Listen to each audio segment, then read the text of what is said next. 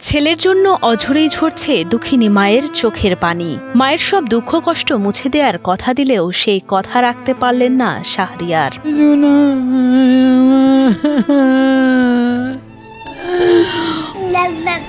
স্পষ্টভাবে বাবা বলতে না পারা শিশুটিও জানে না তার বাবা বেঁচে আছে কি নেই। সেদিনের পর আর বাবার স্পর্শ পায়নি ৮ মাস বয়সী অবুঝ শিশুটি। ১৯ জুলাই বিকেলে খাবার কিনতে বের হন প্রকৌশলী শাহরিয়ার শুভ। দীর্ঘ সময় পার হয়ে গেলেও বাড়িতে ফিরে না আসায় তাকে একাধিকবার ফোন করেন তার স্ত্রী রাজিয়া সুলতানা। তবে স্বামীর কোনো খোঁজ মেলেনি তখন। ওই দিন সারাদিনই বাসায় ঘুমিয়েছে। উদ্দেশ্য ছিল সন্ধ্যাবেলার জন্য নাস্তা কিনতে যাচ্ছি বাইরে, বাবুর জন্য কিছু খাবার, এরকমটা উদ্দেশ্য ছিল। আধা ঘন্টা যখন ওভার হয়ে যাচ্ছে যে এর ভিতর তো চলে আসার কথা, এখনো আসতেছে না কেন? আমি ফোন দিচ্ছি, ফোন রিসিভ করতেছে না। ফোন দিতে দিতে আধা ঘন্টা পার হয়ে গেছে। পরবর্তীতে শাহরিয়ার ছোট ভাই সিয়াম আলী এক ব্যক্তির কাছ থেকে জানতে পারেন আন্দোলনকারী ও পুলিশের সংঘর্ষ চলাকালে গুলিবিদ্ধ হয়েছেন তার ভাই শাহরিয়ার। দুটি হাসপাতালে খোঁজাখুঁজির পর national institute of neurosciences and হাসপাতালে ভাইকে খুঁজে পান সিয়াম। একজন আমাকে বলল যে শুভ গুলি খেয়ে আছে, মিরপুর দিয়ে রাস্তায় পড়ে আছে, তুই একটু খোঁজ নে।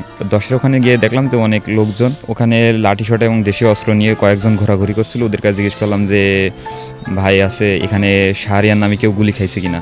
তো বললো যে হ্যাঁ গুলি খাইছে, এখানে ওই রাস্তায় পড়েছিল। পরে নিউরোসায়েন্স আগারগাঁওতে গিয়ে আমি ভাইয়ের খুঁজে পেলাম।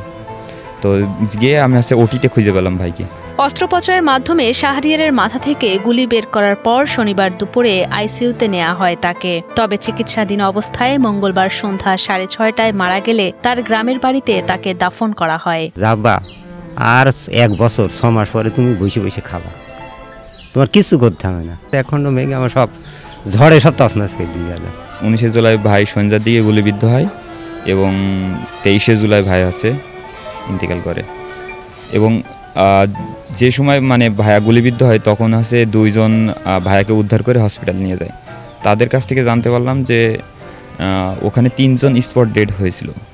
আর ওরা বললো যে তোমার ভাইয়ের মাথায় গুলি লাগছিল, মাথার মাঝখানে গুলি লাগছে, যার জন্য ভাইয়ের আর সেন্স ফিরে নাই, ভাইয়ের সাথে কথা বলতে পারিনি আমরা। নিহত শাহরিয়ার শুভ চুয়াডাঙ্গা সদর উপজেলার শঙ্করচন্দ্র গ্রামের কৃষক আবু সাইদ মণ্ডল ও চম্পা খাতুন দম্পতির 4 সন্তানের মধ্যে মেজ সন্তান। চাকরির সুবাদে স্ত্রী রাজিয়া সুলতানা ও 8 মাস বয়সী ছেলে সন্তান মোহাম্মদ মুহিনকে নিয়ে ঢাকার মিরপুর 1 নম্বর এলাকায় ভাড়া বাসায় বসবাস করতেন তিনি। তার এমন মৃত্যুতে পরিবারে নেমে আসে শোকের ছায়া। এই আর্থিক দিক দিয়ে আমাকে পুষিয়ে উঠতে হলে আমাকে ভালো একটা জব করতে হবে। এক কথা বলতে গেলে তার ফ্যামিলি সেই দেখাশোনা করে।